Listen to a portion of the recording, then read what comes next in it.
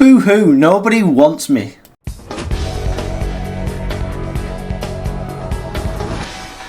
Let me tell you now, I feel not one iota of sympathy for Eni Aluko. She's a crap pundit, as is illustrated right here. He's the top scorer for Brazil over the last 2 years. He's got a great record, 19 goals in 40 appearances. Do the math on that. It's one goal a game, pretty much. He's already...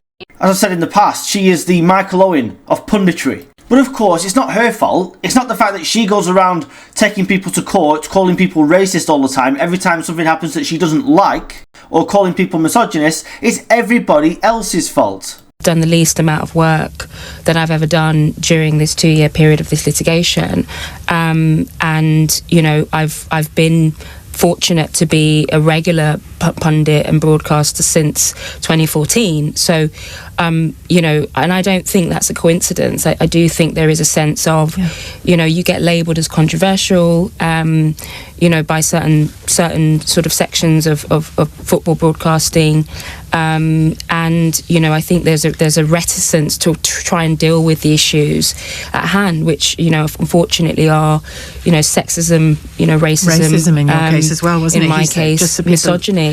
So she knows she's been labelled as controversial. Well, if there's a pattern forming here, why don't you look to yourself for a change instead of trying to blame everybody else, acting like you are the oppressed? Maybe, just maybe, I've never met the woman by the way, maybe you're just an arsehole. Maybe you're a twat. Maybe people don't like you. Just consider that for a second. Maybe you are the centre of your own universe that you don't actually consider anybody else but yourself. Could that be the problem, Mrs. Aluko?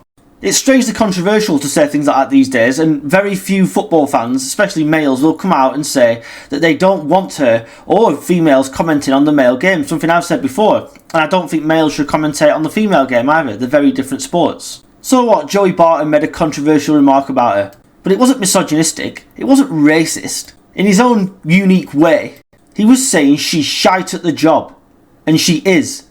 And if you asked anybody, hand on heart, you'd be hard pushed to find a handful of people out of the millions that watch every time England play football that give a toss if she's on air ever again.